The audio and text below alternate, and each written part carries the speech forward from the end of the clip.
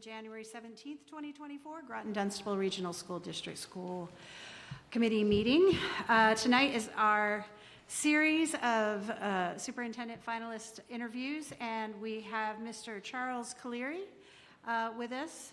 We will do the same as we did last night, which is to go around the room and ask questions, the same questions that we did last night, and make sure that everybody once the interview is done, fills out a survey for you guys at home. I have a QR code up here. Hopefully you'll be able to scan that QR code and provide feedback on any of the candidates that you may view over the weekend on Groton Channel. On that note, I believe we will start our questions. I'm going to bring the meeting to order officially. And I want to let you know that Brian LeBlanc is not going to be able to join us. I'm not sure he'll be able to join us for the rest of the interviews. He's not well, not feeling well. So I have offered to ask his questions as well, if that's okay with everyone. So, Roseanne, can I have my questions? Faye, will you read his questions before or after yours? The same time, right? Okay, good. Likely I'll do them in sequence just as they were. I won't move chairs, but I will read them in sequence. And this question is not the one from yesterday. That's right. I have one. Yep. Okay. All right. So we'll start with the candidate introduction. So the candidate introduction question is as such. Tell us about yourself and why you chose Groton Dunstable. Now that you've visited the district, what have you identified as GD's strengths or weaknesses? And what skill set do you possess that will support those strengths or resolve our weaknesses and make us a better district? What priorities would you include as part of an entry plan for your superintendency? Just making sure I capture all the pieces. Thank you for having me here tonight. I appreciate it. I'm Charlie Caliri. I'm currently the Assistant Superintendent in Air Shirley Regional School District. What attracted me to Groton Dunstable was ultimately, I've spent the past 6 years in a regional school district as the assistant superintendent, right down the road. And so part of looking for superintendent available openings, I was very critical about the ones that I chose, and this is the only one that I've applied for. What attracted me here, I had known a number of folks who have been connected with Groton Dunstable Regional School District, had some conversations with those folks, looked at a lot of things online, and plus I've been in the area. I grew up in Chelmsford. I actually went to Camp Massapog as a kid in Dunstable many moons ago. So I've known the community. I've known several folks who have been connected with this community, and they've always had good things to say about it. And speaking to, I'm still very connected with the Merrimack Valley, with members of the Merrimack Valley Superintendents Association, as well as the Curriculum Leader Exchange, where I'm serving currently as the co-president with the assistant superintendent who is here, Kristen DeFrancisco. And through those conversations and discussions about the type of district that Groton Dunstable is, I felt like this was a place that I wanted to see if this would be a good fit for me. And that brought me to apply here today. My background, I've been a leader in every part of a school system. I started my career as a teacher in Revere, and I have never lost hold of what it meant to be a teacher. I was a teacher and a coach at Revere High School. I taught there for 9 years. I started a girls volleyball program there. I was the freshman boys basketball coach, the varsity boys basketball coach. In addition, I started a Marshacology program, started an AP environmental science program, taught every science that there was there, and that inspired me working with kids from an inner city, giving them an opportunity to work with, forming a partnership with folks at Boston College, giving students an opportunity to see what college campuses look like, and give them a chance to see what scientists do, really inspired me to continue my growth and trajectory as a leader. I became a STEM director at Hopkinton Public Schools, and then moved on from there to become an assistant principal or a dean at Lexington High School, which then led me to become a principal in Chelmsford High School. And from there, Chelmsford High School was a return to my alma mater. I actually graduated from Chelmsford High School. So it was, and I shared this in 2 different forums earlier today, graduating there and returning as the principal. It's always a little strange to kind of come back into a place and see your teachers that you had when you were in high school and now they are working with you as the principal. So that part was pretty crazy, frankly. And going into transitioning from Chelmsford into Marlborough was ultimately for me, given a little bit of background, convenience for being a little bit closer to home. My kids were young at the time. I have 3 children right now who are 18, 16, and 14. At the time, I believe that they were 12, 10, and 8. And so I wanted to be part of their lives, and being a little bit closer to home was going to allow me to do that as a principal. A few years ago, so 6 years ago, I transitioned from that role into the assistant superintendent role, which brought me into where I am here today. I had the pleasure of visiting the schools today and walking through some of the schools and spending time in different forums.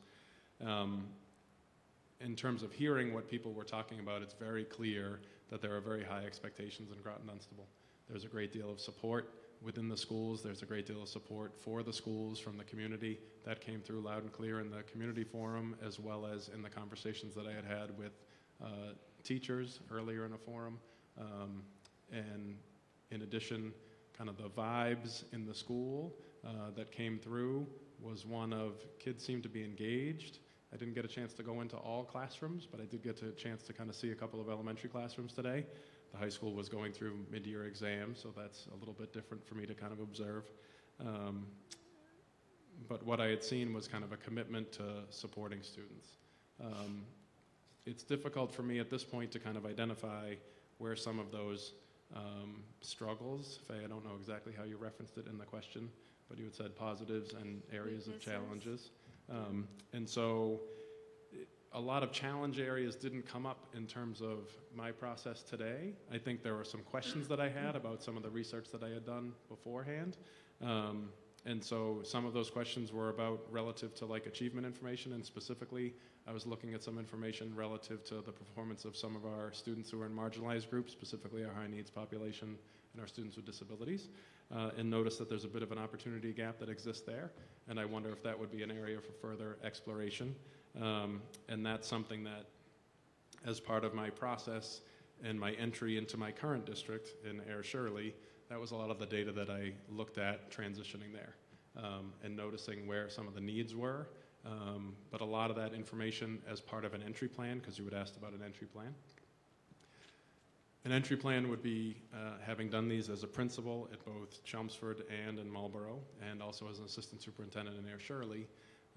Part of that process is connecting with the collaborators in the district.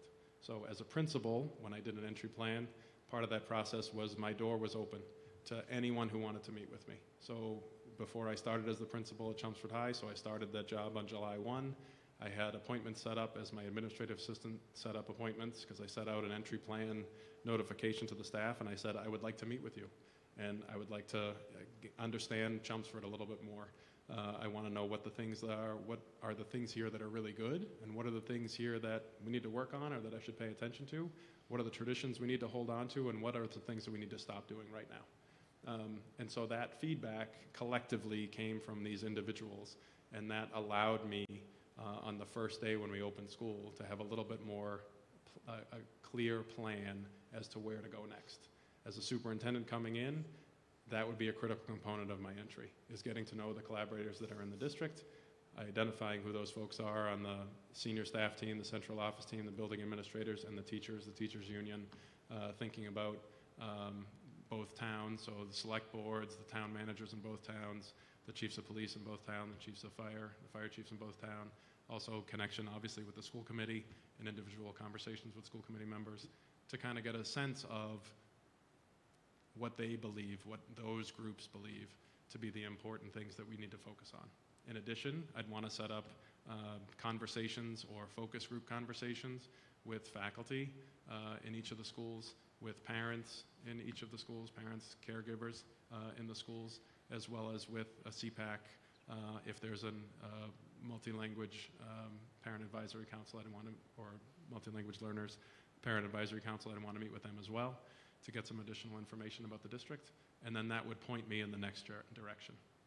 Comparing that information to what is currently the strategic plan in the district, then I would want to compare the information that I'm learning from the entry apply that to the strategic plan that's in place, and then figure out how to make some changes moving forward. Thank you. Sure.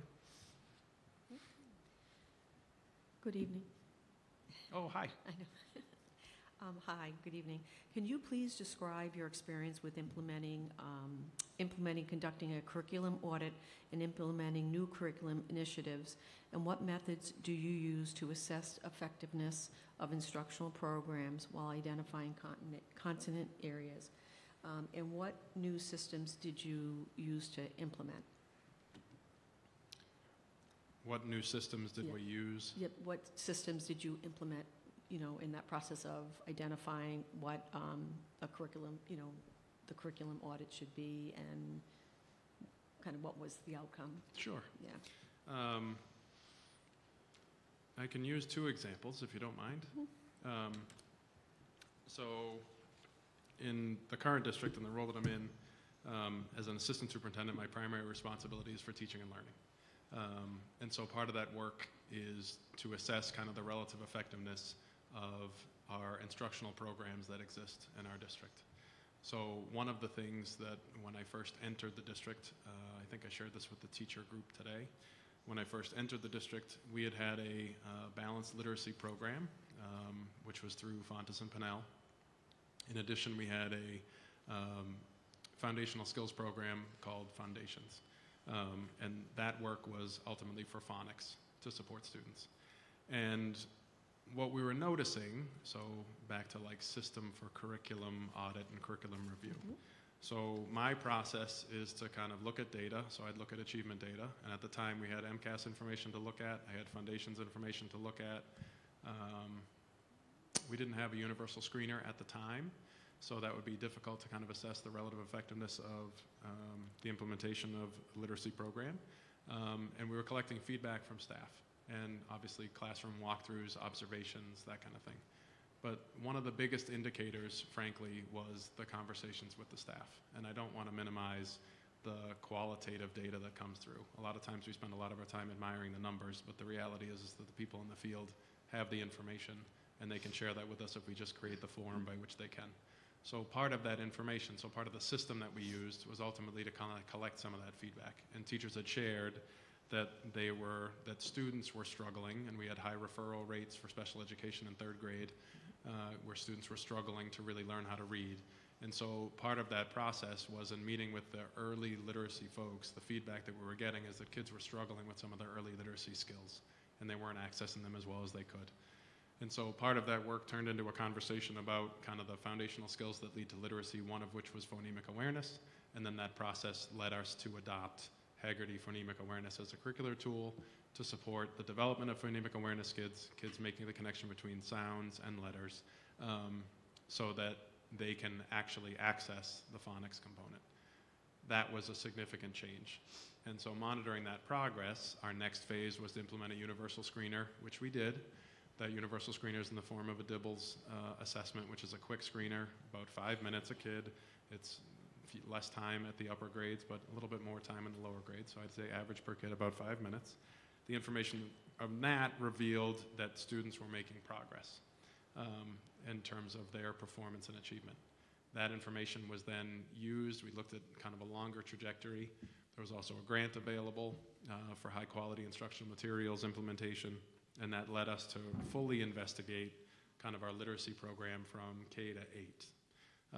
Part of that process, we then, from a system standpoint, is in simple terms, form a committee, get your committee to be educated about what it is that we're looking for, establish a curricular vision for a curricular and instructional vision for the subject that you're looking at, and then apply that vision to the development of a rubric, use that rubric to measure the effectiveness of the materials.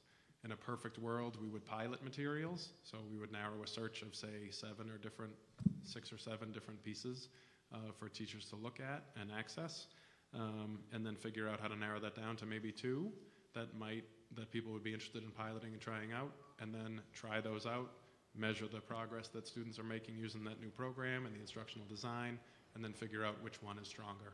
Come back to the table, have a meeting with the committee, have that conversation. So in terms of a system or a structure, it's a lot of communication, collecting data, analyzing data, and then figuring out what's next.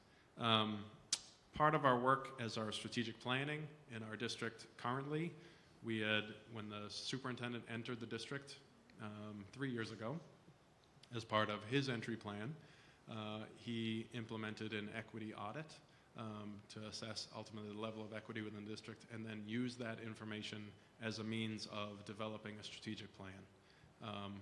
In that strategic plan, there were some pieces that were identified, one of which was a literacy curriculum, to adopt and consider adopting a new literacy curriculum that would actually better meet the needs of all kids. In addition, it also supported the further adjustment to implementation of our math curriculum from K to 8 as well. And so you would ask the question about, well, how are you monitoring implementation and so on? So with the implementation of we have a new literacy curriculum that we're using right now, and to monitor that implementation, collecting feedback from staff, that's through our coaches, and through our principals, and through individual conversations that I might have with folks. Nothing formal, no forms, no feedback forms, just more informal gathering of information. I'm monitoring kind of the work that's happening, because we have a consultant that's supporting the teachers in their implementation of literacy. And so part of that work is to meet with them on a monthly basis to provide professional development to support the instructional changes that go with the program. And in order for implementation to happen, so this is part of what my doctoral dissertation is going to be about, is focusing on the challenges that schools face with implementing new curricular materials, and then trying to figure out how to remove the barriers that present themselves. So I don't mean to be bouncing all over the place, That's okay. but shifting over to math, part of that work was about instructional coaching. And it wasn't about our curricular program, looking at the data.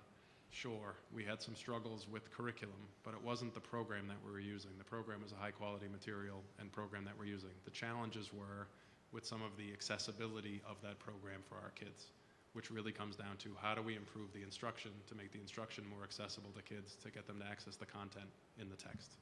So the professional development we provided was focused on that, not so much on here's how to be trained in the program. It's more about how do you adapt your instruction to meet the needs of your kids that are aligned with best practices, using the core program as essentially the foundation of the work. I'll stop there. No, it's fine if you have more to say. No, I'm good. Thank you. All right, I'm now reading Brian's question. I want to briefly lay out a real scenario that you'll be facing if you become the superintendent of Groton Dunstable Regional School District, and hear how you would respond to this scenario. Wages and benefits make up approximately 70% of our school district's budget. Most unions and districts are settling for between 2.5% to 3.5% annual raises.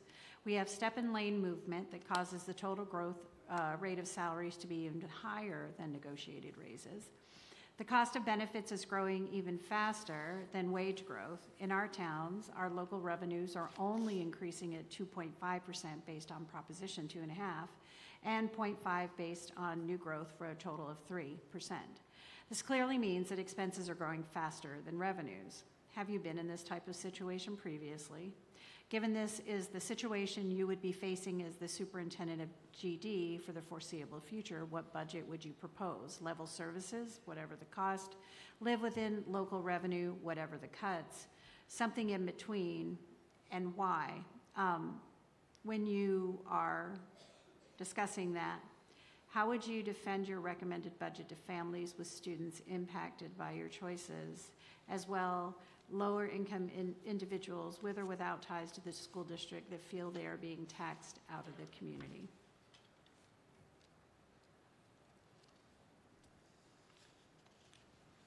That has a lot of parts to that question, but a very real scenario, so I appreciate that.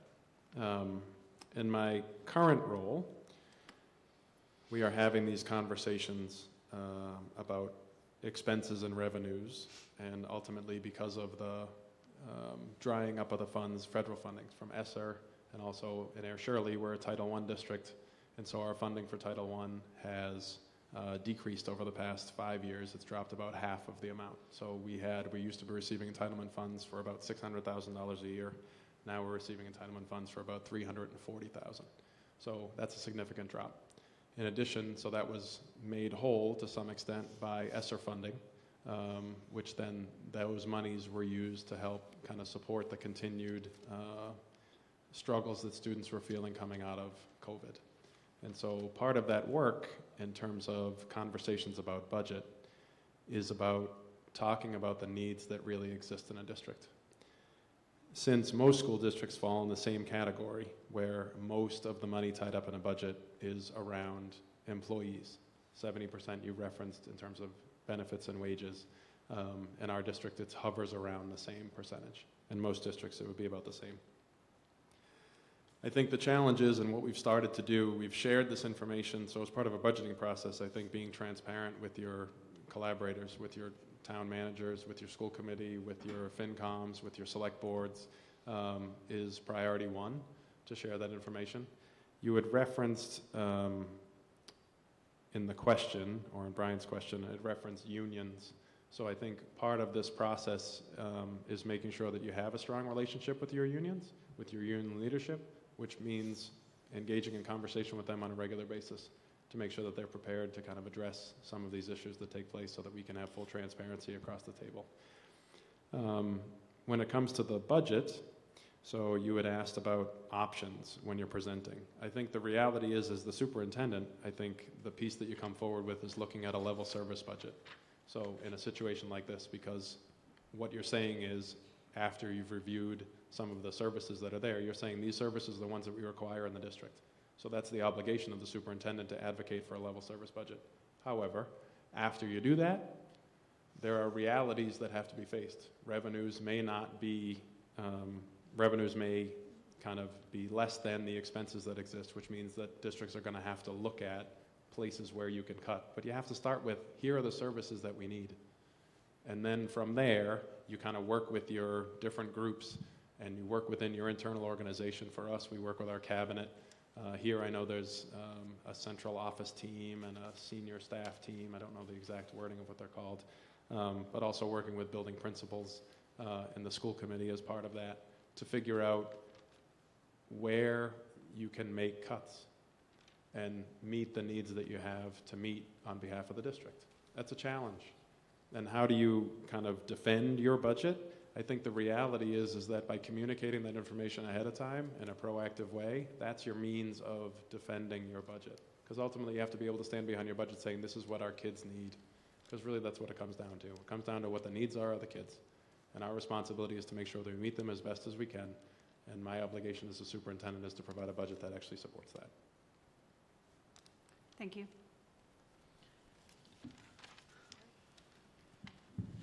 Welcome. So you've touched on this. Education data indicates that students receiving special education services in Massachusetts is 19.3%. As a superintendent, what measures would you take to close the achievement gap between the general education students and special education students, students who receive special education servicing? How will you monitor the progress of said students?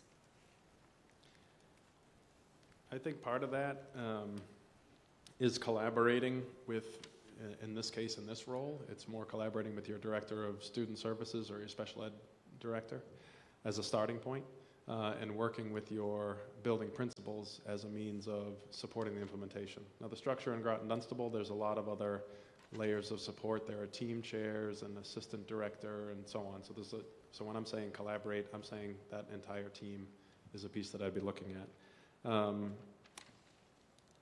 When you mention opportunity gap, when you mentioned achievement gap, I think opportunity gap, because in essence, a lot of times where students' achievement gaps show up as a result, as an indicator of opportunities that students may not have. And so from a word choice standpoint, I tend to look at it that way. It helps me to look at the things that we can control, because I can't necessarily control a student's achievement, but I can control the opportunities that I provide to them. So I want to make sure that the services that we're providing are actually supporting their growth. And if they're not, we have to figure out how to make those services work. So part of that work is collaborating with special education, folks in special education, and then working to make sure that we have a structure that works in our schools that's a little bit more inclusive. So I wonder, not knowing all the intricacies of Groton Dunstable, I wonder what special education inclusion model we are using and how effective it is working. I wonder if we're using a co-teaching model. I wonder if kids have a great deal of Grid B or Grid C services. I wonder how often students are able to access general education curriculum in their classrooms, or if they're being pulled out when generalized instruction is happening for all kids. There are lots of things I wonder about. I wonder about how effectively our inclusive practices are working. Are we using universal design as part of our planning process? Those are the questions that I would want to ask building leaders, and I'd want to ask special education staff to kind of get a sense of like what we are doing, and then figure out a plan that helps to address that. Thank you. Sure. Now I'm me. Okay. So I want to share with you a current situation at our high school with regard to scheduling and class sizes. You may want to write some of this down. Okay. Or you may not. We have a block schedule at our high school. Mm-hmm. This comes with certain advantages and disadvantages. At a recent school committee meeting, the administration presented data showing that we have 147 sections at the high school. 26 of those sections have over 25 students, and 18 sections have less than 15. The average teacher load at the high school is 60 students per teacher. Do you feel like an algebra question here? No, I'm good. Do you draw any immediate conclusions from these numbers? Do you support block schedules versus another type of schedule? Why or why not? If the school committee wanted you to evaluate the current schedule for possible changes, tell me about the process you would go through to gather data and present a recommendation. Who would you charge with leading this process? And what if there was staff pushback because it resulted in staff reductions and teachers having to take on a higher load? How would you handle that objection? I think part of the challenge with schedules, so especially with high school, having been in several high schools, and every high school seems to have its own schedule. I think the challenge that you run into is there's no such thing as a perfect schedule. Ultimately, it comes down to is whatever schedule you pick is the one that you have. You want to work with it to make sure your class sizes work. You want to make sure that you're able to provide your educational programming for your kids to make sure that they're able to achieve as much as they can. The schedule, however, is a huge lever to help support change and achievement. And sometimes with schedules, especially at high schools, there tends to be a lot of classes that we end up running that maybe should not, where the class sizes are really small, minuscule. Having been a teacher who taught a classroom, I had a class of 5 kids one year in high school, and that was amazing, and it was a tremendous experience, and all those kids were in an AP class, and I think 4 out of 5 of them passed, maybe 5 out of 5, I don't remember, but I still have a picture of those students in my office. There's no doubt that class size makes a difference. However, when it comes to schedules, you have to evaluate how well the schedule is being implemented. It's not just about the schedule. It's about how you're actually scheduling classes and how you're scheduling kids into classes and how you're leveraging some of the supports that you have. I've learned this most in having these conversations with elementary building leaders over the past couple of years in my current role. I spend a lot of time talking about elementary schedules to make sure that we provide services. I've had a lot of experience with different schedules. In the district that I'm in now, in Air Shirley, we had a block schedule that started the first day that I started. So 6 years ago, we had a block schedule in our high school. It was an A-B schedule, 4 blocks each day, 8 periods altogether. And it was a shift from a modified 7-period day schedule to an 8-period schedule, which was great because it gave students a little bit of a lighter load on a given night for homework. They only had 4 classes that they had to prepare for the next day. They had an extra day to prepare for them. In addition, every teacher taught 3 classes out of 4 on each day, so that gave them a total of 6 out of 8, or 75% of their load was assigned to teachers. Whereas when I've been in schools that have had a 7-period schedule, teachers have been assigned to 5 classes. So they teach 5 out of 7, which is slightly less than 70% of their load. So when you look at return on investment information, comparison between a block schedule versus a 7-period schedule, you might get a little bit more bang for your buck, as it were, in a block schedule. You had mentioned kind of class sizes and class loads when you said there were 60 kids per teacher, and I had a furrowed look on my face. And it wasn't about the algebra question, but it was more about a question I would ask, how I understand the schedule at the high school at this point. is that it functions on semesters. And so that means that teachers end up with 2 different semesters of courses, which means I would imagine that they're, excuse me a second.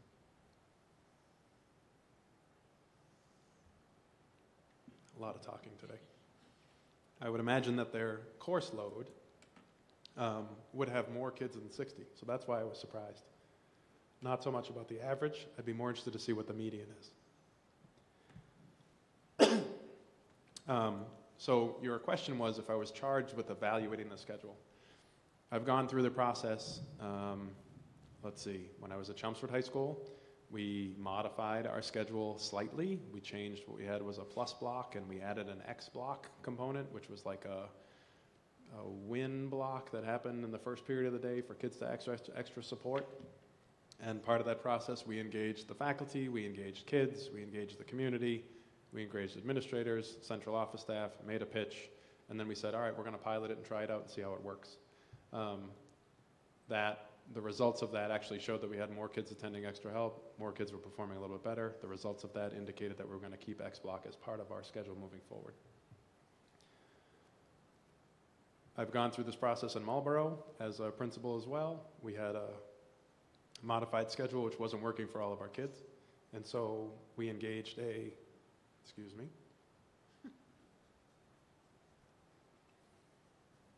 Got a little tickle in the back of my throat, can't shake it. We engaged students, we engaged faculty, and the schedule in Marlborough had been in place for so many years that no matter what schedule we started with next, people were going to say, this didn't work. So we actually piloted a schedule in the middle of the school year. We tried it out for 4 weeks between Thanksgiving and winter break, because it was 4 continuous weeks of no interruption, and we just tried out a new schedule during that time. And the feedback on that gave us a lot of input moving forward that helped us design a new schedule that would work for more kids. So who would be tasked with this work? The high school principal is the simple answer. In terms of evaluating the schedule, I wonder the impact that in terms of the conversation with the school committee. I think it's important, obviously, to be involved in the discussion about the schedule, but at the same time, I look at it as is this a question about policy, or is this a question about some sort of instructional programming decision that needs to take place into the school? So I wonder about the balance there. Oh, thank you. I appreciate that. Thank you very much. Thank you. So one of the things that I asked is if you have staff pushback, Yep. how do you handle that? How do you handle the objections? I guess it depends what the level of the objections are. And what I mean by that is, are they involved in the process? And do they have a vested interest in having the conversation? I think that any time that you're implementing change for change's sake is not something that I necessarily recommend. There are some times that you have to do that. But I'd much rather look at data that supports whether or not a change needs to take place. So the first thing I would want to look at is engaging people in that process.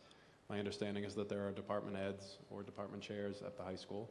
So that process, I think, would involve the high school leadership team in some way, shape, or form to look at data and then identify kind of the needs for a schedule change and then have that conversation with the faculty. And there are some times that pushback needs to be addressed. People might just want to be heard. They might want an opportunity just to talk and understand a little bit better, and you have to make yourself available for that. And then ultimately, kind of figure out what is best for kids, because that's what we're here for, is to make sure that the schedule we provide is best for kids and is actually helping their achievement levels. All right, thank you. Sure. I don't mean to be turning my back to the room. I'm sorry. I'm so used to answering. When somebody asks me a question, I tend to answer them instead of the whole group. So I apologize for that.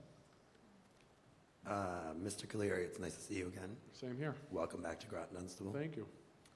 How do your educational values influence your approach to improving student achievement, and how would you apply this philosophy in our district? Could you provide an example of how you have implemented this philosophy in a past role to enhance student learning outcomes?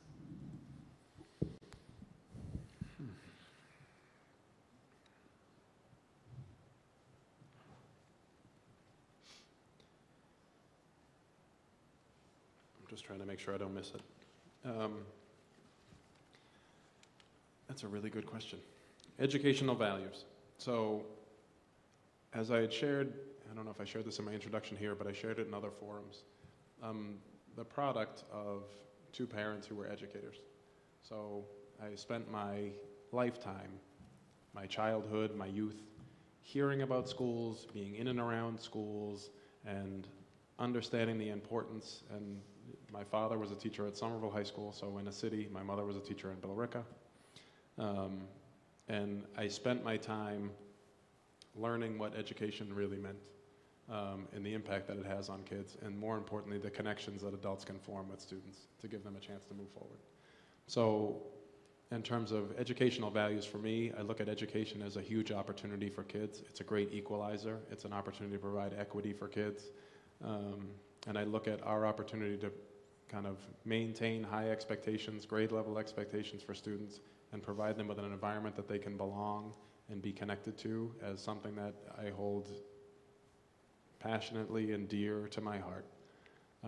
A lot of this is, I attribute a lot of my own educational values and to my parents and also to my sister. My sister is deafblind. She went to Perkins School for the Blind. She had some cognitive delays, pretty significant cognitive delays. And so I spent my childhood kind of understanding the challenges of living with or having a sibling who had special needs. And so when I look at school districts and I look at the things that are important, I kind of judge, well, how effectively a school district is not necessarily judged by just how many kids you're putting into highly competitive colleges or kids that are getting into Ivy League schools, but it's also about how well you're supporting the kids who are struggling. And so when I looked at some of the data, and I had shared before about my wonderings about some of our students who are in high needs population or students with disabilities, those are the things that I look at. And so, as I had shared an example before with the schedule change in Chelmsford High School, we put in an X block opportunity for students to be able to come in to get extra help to support them because we had students who were struggling and they couldn't get extra help during the school day. So high schools tend not to have intervention periods. Traditionally, they did not have intervention periods. Now I think it's becoming more commonplace. But that was our first step to kind of do that. I think one of the things that I noticed in the answer to the question before that Rosanna had asked about curriculum implementation, when something's not working and students are not able to have equitable outcomes and achieve what is to their potential, like that's what drives me. So I apply that to, let's figure out what instructional programs we can put in place. Let's figure out what curriculum materials we can use and what instructional practice we can use that are going to help all kids achieve. I hope I answered your question there. Thank you. Hello and welcome. Hi, thank you. So I have a three-part question. I'm going to give it to you up front, and then if you need me to repeat any piece of it, I'll go back and do that. What do you see as being key components to developing and maintaining a strong school community and supportive school culture that encourages students to work hard and to grow in their learning? Are you familiar with culture and climate surveys, and have you ever used them to inform your decision-making process? And can you tell us some specific things that you either have done or would do to improve a school district's culture?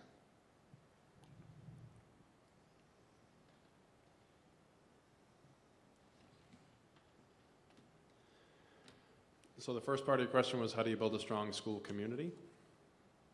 That was the first part? Yes, specifically I think to influence student learning outcomes, but also I think to kind of just build the community spirit, school spirit, things like that. I think as a building principle, building school community, strong school community, was a little bit easier because I was more directly connected with teachers, with students on a regular basis. When you move into central office, the connection point, as much as you have a wide berth, you don't have the connections on an everyday basis. That being said, I think culture is important. I think it's profoundly important. And oftentimes we look at, you've seen the monikers before that, you know, as the teachers represent kind of the weather in a school ultimately. And so kind of your attitude makes a big difference. So I try to bring a positive attitude to school every day with the people that I interact with. I'm not going to say that I have toxic positivity by any stretch of the imagination, but more rather, I'm real. I tend to be genuine with people. I tend to listen to people, and people tend to come with me to ask questions, to try to solve problems, to get support. I look at my leadership style as servant-based, that ultimately I'm here to support students, and I want to make sure that I'm supporting the teachers to make sure that they provide the environment that is most conducive to student learning. So that is the approach that I've taken with every group that I've met with. In my role as assistant superintendent, I've been part of that process with new teachers, because I work with new teachers all the time. I work with our year 2 and year 3 teachers. I have mentor groups. I have curriculum leader groups. So I've managed to connect myself every year with 50 or so of our 150 educators in the district. So over a 6-year period, I've managed to get to know every staff member in the district pretty well by name, and having conversations with them is not uncommon. I think that makes people like to know who they want to know that you know who they are. They want to know that their people are valued, and I think that makes a big impact. In my role as assistant superintendent, I think the challenge is that, and one of my own challenges has been connecting with the community. And my role is such that I tend not to be the front person on communication with community. That being said, I work with principals to encourage them to establish communicative structures within the school. So one of the things when I came to the district I brought, and I think that folks here use it, at least the administrators had mentioned that they were familiar with it, teachers were familiar with it, but brought the SMORE platform to the district as a means of publicizing newsletters to kind of have folks, principals, to share accessible information to folks to help build a little bit more strong culture. I am familiar with culture and climate surveys.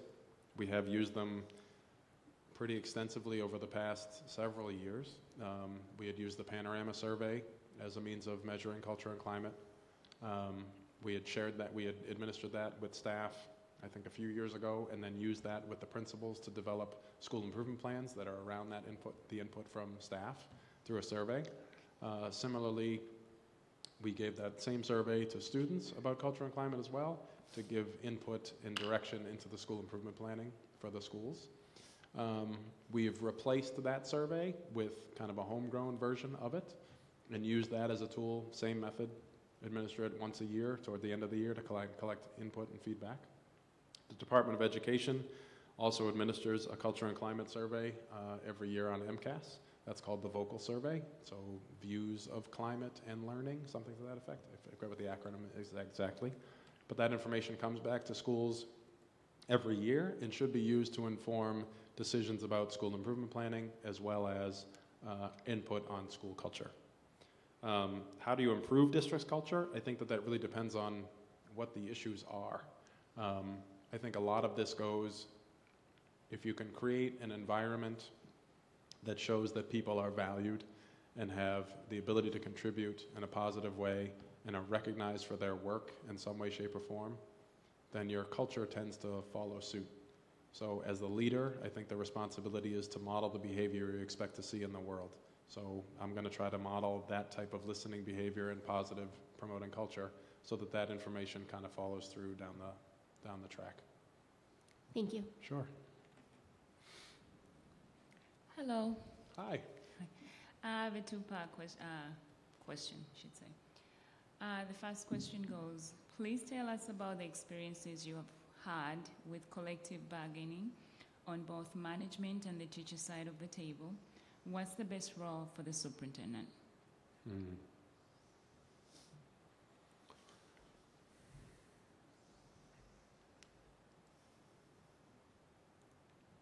So I've been involved in the collective bargaining process in two ways. Once as a teacher, I was part of a collective bargaining group and when I was in Revere. I wasn't actually participating in the discussions, like in the room, but I was more part of the conversations outside of the room that contributed to the discussion that took place. I was very curious to learn what collective bargaining looked like when I moved into the central office role as the assistant superintendent. And so I had the opportunity to be part of collective bargaining for the teachers unit in my first or second year as the assistant superintendent. And for me, that experience was a lot of listening and asking questions in the conversation. The discussions were very open, very collegial, very appropriate. People wanted to work out something that would work for everybody involved. So there was a kind of a shared goal and understanding there. This most recent version, I had gone through this, so that was my first year, I think, or second year, and then we just had done this again last year or 2 years ago. Collective bargaining teachers unit, and I was able to participate in all of the collective bargaining for all of the other units. So we had an ASME unit for our paraprofessionals, as well as our administrative assistants, which at the time was called clerical support, but we changed that name, thankfully, and also our food service and our facilities groups. So we've been involved in all those collective bargaining discussions. The collective bargaining process is meant to be a process between the unions, my understanding, is meant to be a discussion between the unions and the school committee as the employer. The challenge of the role of the superintendent is that oftentimes the superintendent is a person who tries to help collaborate with the groups to kind of like help bridge the gap and share the information, but ultimately it is the responsibility of the school committee to kind of go through that process for the collective bargaining. I'm not saying as the superintendent I would abdicate my responsibility, but I'd want to kind of figure out exactly how it's supposed to work, because sometimes in many districts, superintendents have gotten involved in the collective bargaining process and it hasn't worked out so well. So we'd want to be mindful about what role they're supposed to play in the process. Thank you. Sure. The second part to my question. If you needed to make changes in a budget in the middle of an academic year, how would you go about doing so, and how would you communicate the need for these changes to all stakeholders?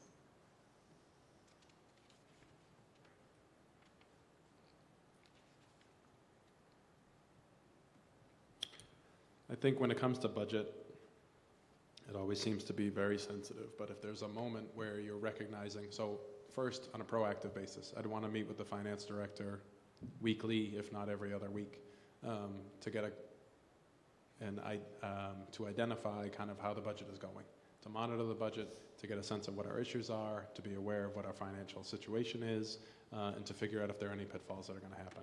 If there's a point where that information is kind of revealing that things aren't going so well, then I'd want to have that conversation in some way, shape, or form with the school committee chair to kind of say, hey, this is what's going on, and then our next phase of that process might be, that we might have to freeze the budget to really analyze it to see what's happening. From there, if there's something that we genuinely see that's a problem, then we would have that conversation with the school committee, we'd have that conversation with the FinComs if necessary, and if we have to make cuts at that moment to kind of stop the budget from being overdrafted, if you will, then I'd want to make those changes as soon as possible.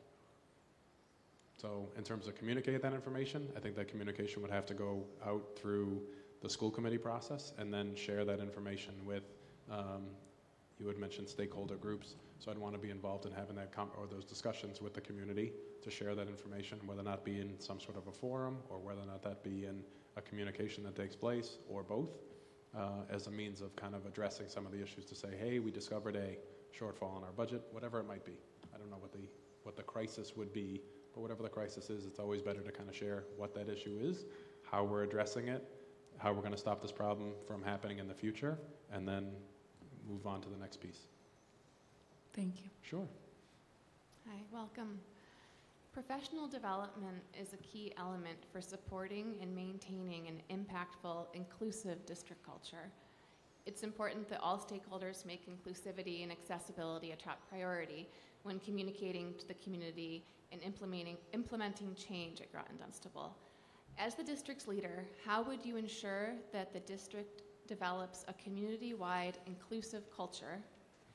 How would you go about communicating information about our efforts to improve the inclusivity of school events, policies, curriculum in a way that fosters positivity and collaboration around inclusivity? And lastly, can you give an example of how you involve staff in an improvement process to address a complex issue, and what your main considerations were as you navigated this collaborative process? When you're mentioning community-wide, are you referring to within the school and outside of the school? That's your community that you're defining? Okay. So the first part of your question was more about professional development. And were you asking about how we provided professional development to make things more inclusive? Not how we, more about how we communicate about after we have the professional development, how do we communicate out to our community to make sure that we're all on the same page using language that reflects what is being presented in the professional development? So take, for example,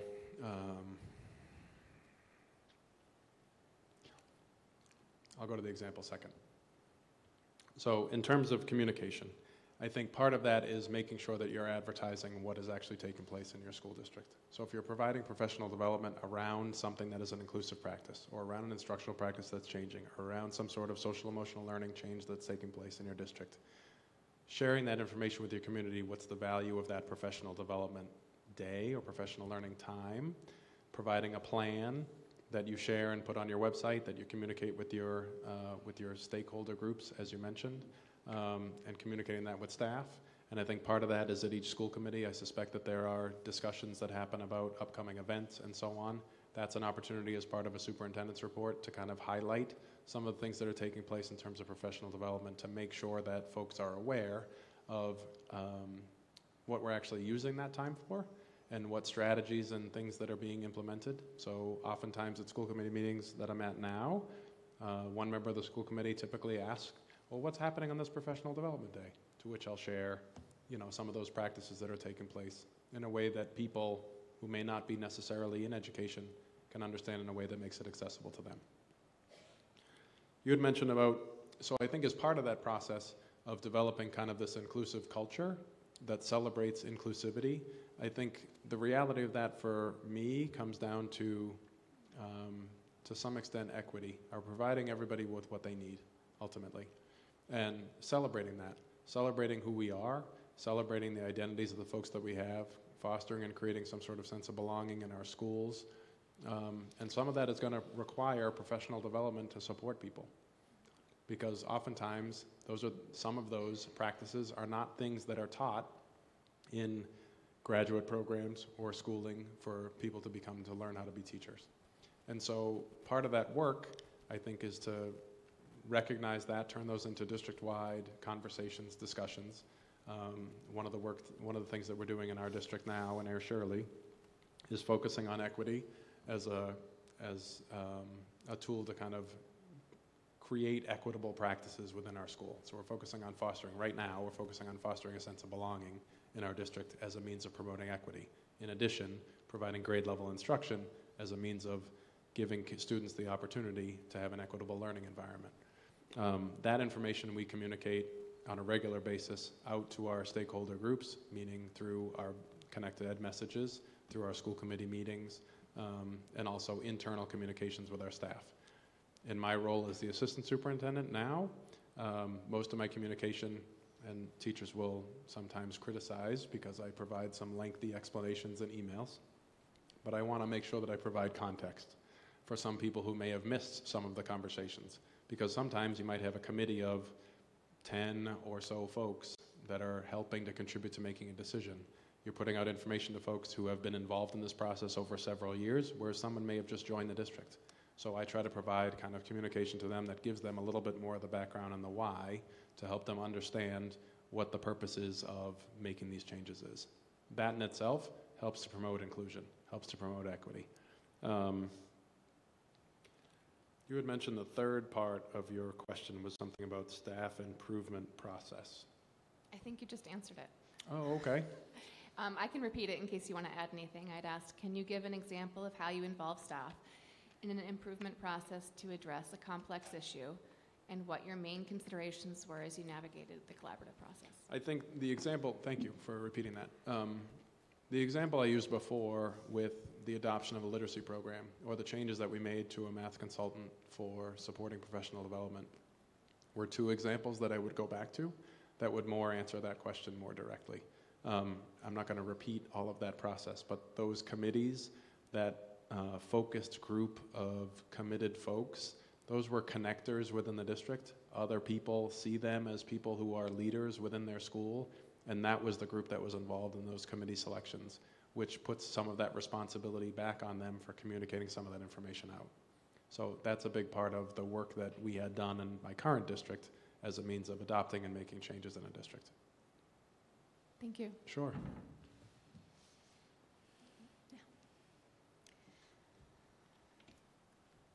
What strategies are you going to implement to support the employment of a more diverse faculty, and what do you plan to do to support this initiative? And what initiatives have you implemented to maintain employee morale? When you can't offer monetary rewards financially, what other ideas have you implemented to keep talented teachers in your district and potentially in ours? Both good questions. The diverse faculty piece, that's challenging. It's been a challenge across the state for some time. The state has worked with districts. They provided trainings and supports for districts. We participated in that over the past couple of years in Air Shirley as a means of taking some of the strategies that were in place to diversify the staff. When I've spoken to other folks about this and read some of my the own information that I've looked at about this, what I've seen is that the challenges you have with diversifying your staff, if we're talking about in terms of ethnicity or race or demographic or whatnot, the challenges are, it really depends on what the demographics are in your district too. So in a district like Groton Dunstable, where you have a predominant white population, it's challenging to attract staff of color if you don't have a lot of students of color. And so how are we celebrating? So the question I would ask is, how are we celebrating different folks of color, whether or not they be students or staff, and how are we making an environment that actually allows or celebrates people coming in? I'd want to look a little bit more at that before I'm able to say, here's definitively what we can do. I've been involved in job fairs. We've done reach outs. We've done connections with local colleges. Sometimes you connect with folks who need student teachers. Sometimes some of the homegrown efforts that you take are working with students that you have now who might be students who are considering going into the education field, that you want to provide them with opportunities. So whether or not that be like an early childhood opportunity for a student in a high school, or kids that might be considering looking at teaching as a career, how can we promote and encourage that, encourage those students to come back as a means of diversifying the workforce? In terms of employee morale, I think financially that would be great to be able to financially support everyone anytime that they do something wonderful, but sometimes the budget doesn't necessarily allow for that. So what I've taken to is, I've mentioned this in most every question I've answered, is talk about like connecting with folks, listening, sharing with them. And I think somebody had asked me this in one of the forums, and they said, well, how do you recognize staff and how do you appreciate staff? And I said, well, you say thank you. And I don't mean to be, so, simple with my response, but sometimes people need to hear that. They need to know that you noticed that they did something a little bit more, and you just need to recognize it, and you just have to say thank you. And that goes a long way. It's not about the parties and the celebrations, and teachers educators in general, are predominantly humble group. They don't like to be celebrated in front of groups. They like to be recognized for something that they accomplished, and and they want to be noticed for trying something new or trying some innovative instructional practice. But holding them up and saying you're teacher of the year, or putting you out as in front of your whole faculty and celebrating an individual, people shy away from that. It doesn't work. It actually doesn't help build morale. I actually think it defeats a little bit of morale. So I think part of that, like what I've done in my roles, is tried to keep an open door, try to make sure that I circulate as often as I can. And sometimes, especially during budget season, my ability to circulate is much less. And be around adults, be around kids, and that's a way to help build morale in a district. Sure, there are other steps you can take, but I think a lot of that is in your role as the superintendent. You got to connect with your leaders as well to ensure that they're creating a culture in their school that then is supportive of staff, and then so in turn that staff can create a culture in their classrooms that's supportive of kids. Thank you. You're welcome. How do you ensure that the curriculum taught is up to date and evidence-based? What tools would you utilize to assess the efficacy of it?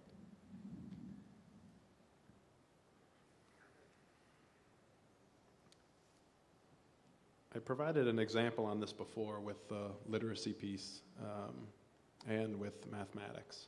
So I'm going to build off of that. I think a big part of that is there's data you can obviously look at. Universal screener information, progress information, MCAS data, qualitative information that you're going to collect from student feedback, from staff feedback on how it's going in terms of implementing a program. Bigger pieces that go with that is ultimately walkthrough data, evaluation data. How often are you seeing the instructional practices that correlate with the program? And then more importantly, I'd want to be looking at, as I mentioned this before, if you look at your neediest kids, where are their struggles and how are they connected to the program that you're using? So that's some of the data that we would use. I think tools to assess that, most of that, there's not that I'm aware of, and if there were, I would love to know. But I don't know that there's a formal tool that you can just put in place and say, okay, this is a tool that I would use that's going to measure the efficacy of curriculum implementation. A lot of it takes the research that I've been doing, the doctorate work that I'm doing, is it takes a lot of hard work. Like, you have to look at the data, you have to be in classrooms, you have to engage focus groups, you have to have conversations with teachers, you got to speak to students, and you have to see with your own eyes how the implementation is going. You look at some of your other information, as I mentioned before with literacy, we looked at referral rates, we looked at progress monitoring information. Those are all things that can tell you the ultimate like wellness or well-being of the curriculum that you're implementing. But by and large, teachers know if it's not going well as well, and they'll be able to tell you. So if you engage in a conversation and they'll say, hey, this isn't working, and they'll say, okay, why? What's not working about it? And let's talk through how to solve that problem. Does it mean that we'll always get to the answer? No, but it starts the conversation. And that, I think, is the important part that goes with it. Thank you. You're welcome. So I will ask you Brian's question. We have many community members and elected officials that flat out reject our budget and the administration because they feel that there is significant waste in the budget. They show that they don't understand how a 21st century education is delivered by saying, we didn't have to do this when we were in school, and it was good enough for me. As a result, they also target people in the administration. Have you been in this situation in the past? How do you explain to someone in the difference in terms of what's required to deliver a 21st century education versus a 20th century education and the cost associated with it? How do you address the concerns of these individuals to gain enough to support to have budget approved at town meeting, as well as a positive opinion of the school district and its employees? I think part of that response is to be proactive in your communication. I think you have to kind of share what is a 21st century education. You have to share what's happening in classrooms. You have to highlight the successes that are taking place. So that people can get a sense of what's different in school now versus what was in place when we were in school. I would say myself as a 20th century student. And so that change is pretty significant. So I think proactively, I think you have to find ways to advertise that information, whether or not that be to take video montages and put those together as a clip of information, or put out quick snapshots of what you're seeing in a classroom walkthrough, or share samples of student work that folks publicize inside schools, or can we put that on the website in some way, shape, or form? Ways to kind of show folks that the education that we're providing is top-notch, and that the needs and the demands, the needs of our kids and the demands of society are different now than they were when we were in school. And so as a result, the cost might be a little bit more. Sometimes it might be a little bit less. And sometimes there are practices that we conducted in the 20th century that we probably shouldn't be using any longer. That's a piece of it. I think having open communication and being able to discuss the budget And in the first round conversation, I know that you talked, Faye, about the collaboration that's taken place through the budgetary process this year, that started with a TRICOM group and focus groups across all the different FinComs and select boards and representation from the school, and that part has kind of made the budgetary process a little bit more transparent. Does it solve all the problems? No, but it's a starting point. And I think that maintaining some level of transparency and communication is supremely important. It's not always easy to change everyone's mind, but I guess the reality is we have an obligation to kind of make sure that we're sharing the information out there so that people are aware. Okay, and I'll ask my question. So I would like to understand how you would measure the performance of our district against others. There are many different ways to compare a district or individual schools against other districts. Websites like U.S. News and World Reports, Great Schools Rankings, and newspapers like Boston Globe, MCAS, our own internal math and reading assessments, etc. Which rankings matter and which don't, and why? GDRSD or one of its schools goes down in rankings, for instance, such as one of the websites or news outlets or some community members, and school committee members are upset because the perception starts to grow that the district is failing in academic performance under your leadership. How do you respond to this situation? The previous administration and school committee put together what we call market basket districts to whom we compare ourselves. These districts were chosen based on various different similar metrics: enrollment, percentage of students economically disadvantaged, per pupil spending, so on and so forth. Are you aware of this strategy? Do you agree with it? Why or why not? It's a complicated question. Comparing the districts. So I've often found that it's helpful as a barometer to see how you're performing when you get to compare yourself against other districts, to measure your performance all the time. But if we're using that as an absolute, that's where I struggle. I don't think that we should be caught up, just like with students, I don't think we should be caught up with the rankings that are constantly taking place. It's not about student rank, it's not about our school rank. We want to, obviously, I'm not advocating that we minimize expectations and lower achievement. But what I am saying is, if we're continuing to add pressure by saying, well, we're not number 5, we're number 6, like, what does that piece tell us? That's the big question. What is the big difference? And I'd like to know a little bit more about what the source of that is. Because some of the metrics that are used in some of these comparisons, so if you take U.S. News and World Report, if you take Niche, if you take Boston Magazine's top schools, if you take the accountability percentiles, if you take SAT achievement, you take AP achievement, club involvement, participation, it doesn't always tell the whole story. And you have the state on one side that is saying, as an example, they're saying, please de-emphasize MCAS. Please stop emphasizing MCAS as a root metric. And to which I've had this conversation. I listened to this in 2 different seminars with the head of accountability, Rob Curtin from DESE. And he shared it twice, one at the MASC conference in November, and then he shared it again at the CASE conference in December, and with different groups. And I met with him after the MASC conference, and I said, I really appreciate you saying that about MCAS and de-emphasizing the emphasis that we place on it, because I think it's creating an unhealthy environment for folks and for kids, and it should really be a benchmark measure that we're looking at to measure our overall health, because we have lots of assessment data in the school system that's going to tell us if we're meeting the needs of kids or not. I said, but it would be great if the state could also model what de-emphasizing MCAS information would be.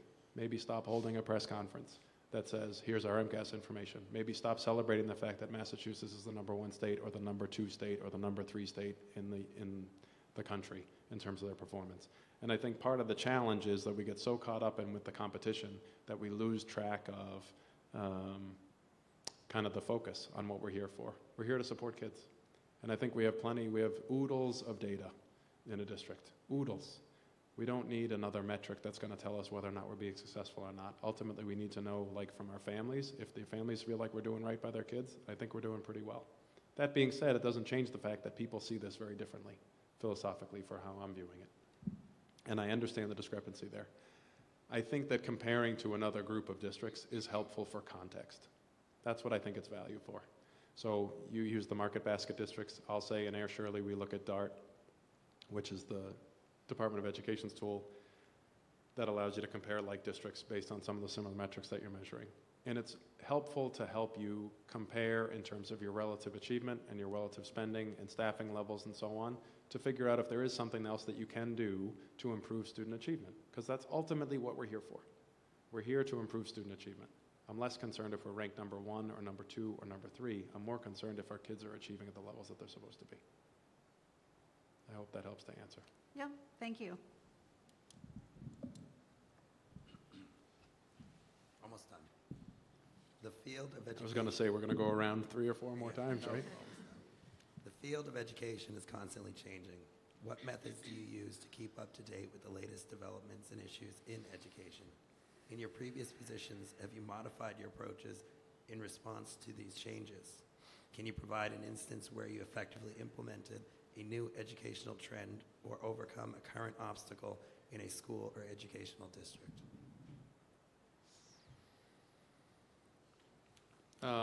Staying up to date with latest developments in education. So I had mentioned before that I'm enrolled in a doctoral program. Part of that work is having me involved in a great deal of research. So that helps me. So on my own, I'm doing a lot of research into investigating my problem of practice that I'm looking at in terms of curriculum implementation. So that helps me to kind of stay attuned with what the information is that's changing in the educational landscape. In addition, I'm a subscriber, as is the district a subscriber, to the Marshall Memo, which is essentially a weekly publication that comes out from Kim Marshall, which he essentially distills the latest research articles that come out from the educational publications that are in the mainstream, if you will. And then that information is kind of pulling up hot articles that are interesting, so that puts things on the radar. That information our principals are all involved in that too, so that helps them to ultimately use some of the updates in educational research to implement strategies or changes that are in the school district.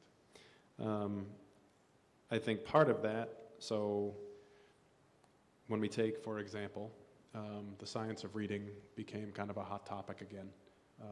And that happened 2016, really, with the start of Emily Hanford's reports. That starting process, we were a little late in terms of having those conversations in our district. And when COVID came, it gave us an opportunity to kind of reset and listen to the podcasts and collaborate with other districts and see what other folks are doing. So Faye, back to your point about comparing to other districts, if you can look at comparisons, other districts that are there, you can see relative achievement levels and how they're changing. And perhaps if somebody that you were really close to before, there's suddenly a larger gap, that might indicate that something happening is different in that community. So I might want to inquire of that community what educational strategies that they're using that have contributed to the change. And so that would help me to kind of think about educational trends or strategies that exist in other places that could be implemented. The challenges of educational research is that it's typically inaccessible to folks. It takes a lot of time to kind of distill and unpack.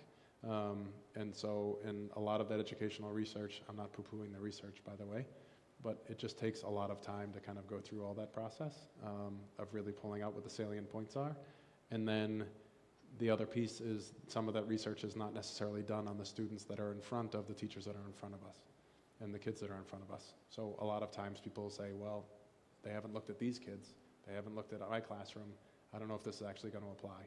So part of it is helping folks to recognize that we can try new practices and see what impact they have on our kids. And then ultimately, if it works, let's continue doing it. Let's see if we can spread. If it's not working, let's figure out how we can tweak it. If everybody else is saying this should be working and it's not working for us, like, what are we doing that's not quite working properly? Is there another way we should be implementing this? And part of that goes with consistent professional development. So part of our implementation, you asked for examples. I'm sticking with literacy as the example. So part of our implementation of a new curricular program in elementary and in middle school is to provide consistent professional development and coaching to our staff in implementing practices. So first it was orienting folks to the program, but more importantly it's about what instructional practice you can put in place in order to implement that program. And that's where that PD has to happen, which is aligned with the evidence base for instructional practices. Thank you. You're welcome. To what extent does community feedback impact your decision-making process? Can you provide an example of a time that you had to make a decision that may have been contrary to public opinion, but it was a decision that you felt was in the best interest of students? How did you go about making and then defending your decision?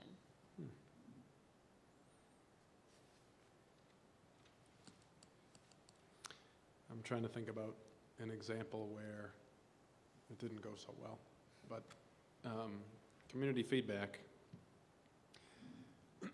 So as part of the Panorama survey and our culture and climate survey, we put out that survey to families, to caregivers at the end of every school year. And we get that information to kind of get a sense of like what's going well, what's not going so well, where do we need to improve.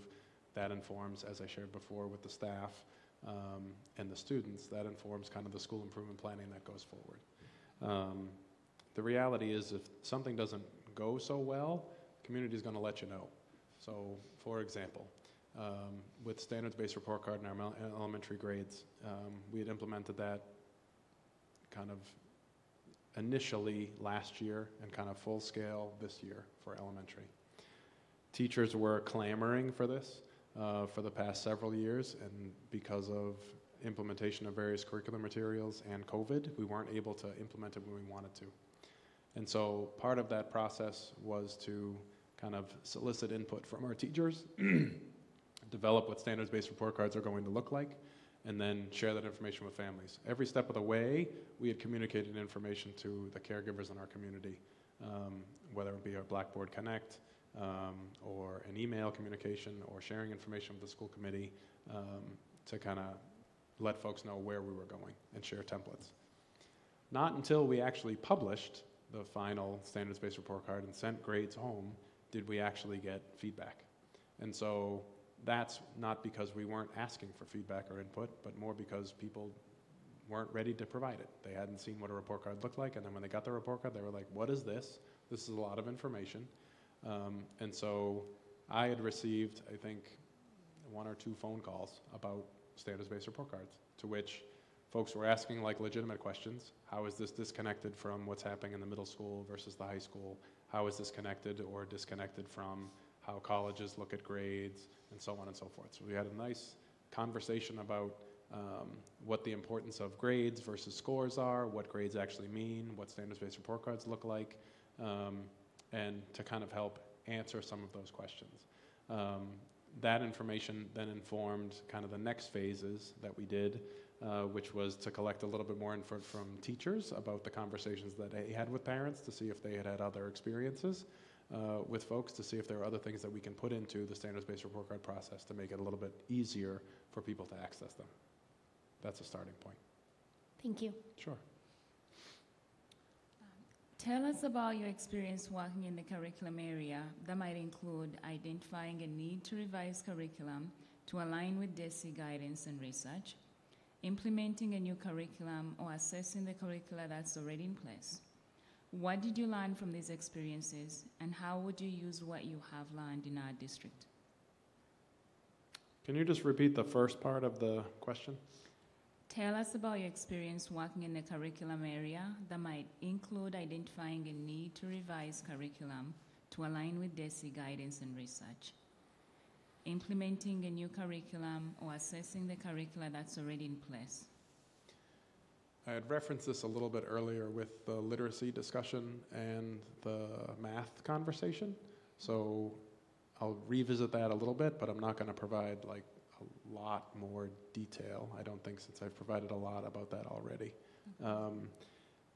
In terms of my work, at least it's the way that I'm understanding your question, is it's very well aligned. Is that accurate, or is there something else you're looking for? No, your experience. Okay.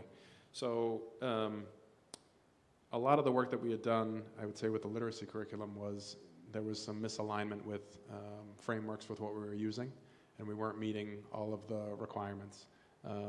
That was, to an extent, the impetus for some of the change, in addition to the data that I already referenced in terms of student struggle referral rate into special education in 3rd grade, challenge of access, teacher struggle with accessing curriculum and implementing curriculum for students. With our math curriculum, with the implementation of Eureka, the challenges are more about accessibility. It's not well aligned to the Massachusetts frameworks, So there's a lot of work that needs to be done to make sure that it's aligned. And so part of the work for curriculum should always start with the Massachusetts standards. And that's your starting point. And that should be, and there's very few, if any, curricular programs that are completely aligned with Massachusetts frameworks. Most of the publishers are developing curriculum that is aligned with other frameworks, whether it's on its Common Core or other states that are larger purchasers of curricular programs. So Massachusetts doesn't necessarily rate that way, but part of their work, they have their own rating system to figure out alignment of curricular materials called Curate. So we can use that tool as a means of looking at alignment of curricular materials to DESE frameworks. And then that information should then translate into your professional development. So as an example, we're using right now with math, with the work that we're doing with a consultant for coaching. Part of the work that that person is doing is working with our staff on seeing where some of the things that were being taught in classrooms were not aligned with the grade level. So for example, like standard algorithm for division or for long division is not something that should be part of the 5th grade frameworks, but it is part of the 5th grade curriculum. It's not part of the 5th grade frameworks, but it is part of the Eureka curriculum. So those are things that you have to remove and then replace with something else that provides them with the support and place those activities or standards into the grade levels that they're supposed to be addressed. Thank you. Sure. You've touched on this already in terms of staff retention and your relationships, but can you give more examples of how your leadership style will help our teachers feel more supported and identify and address their concerns, how you foster relationships to improve staff retention? And also, if we were to ask families, students, and teachers who currently work with you, what would they say is your biggest impact on the culture of your school community?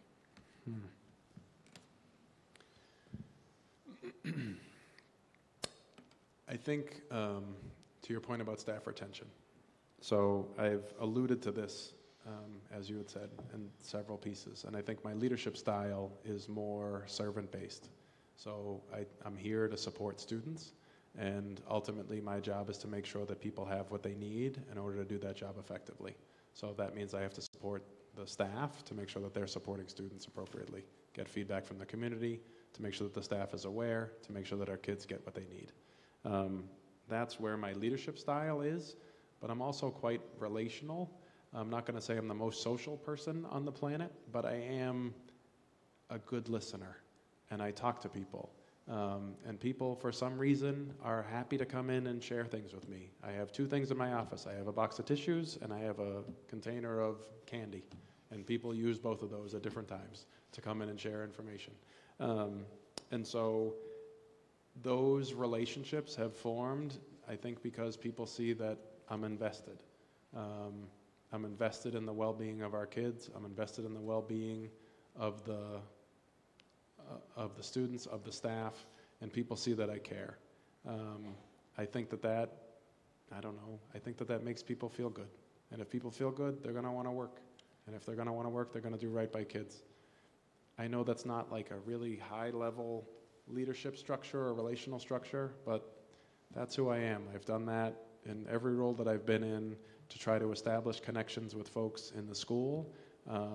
I spend a lot of time connecting with the folks who are the connectors and finding out who those people are so that a lot of those folks can do some of the work as well.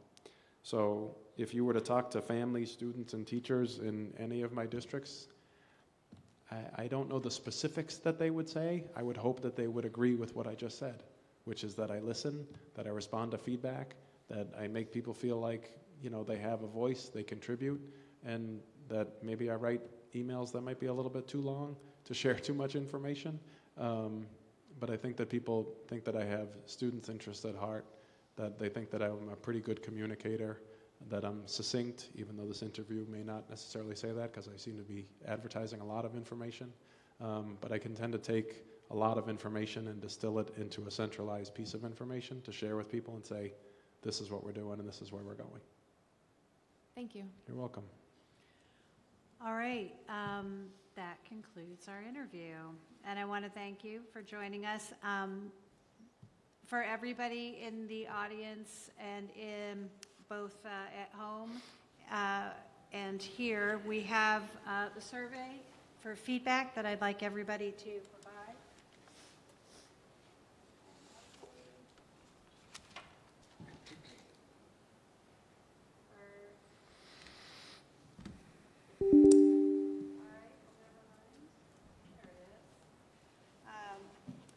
You should be able to use that QR code at home if you're watching from home over the weekend or otherwise.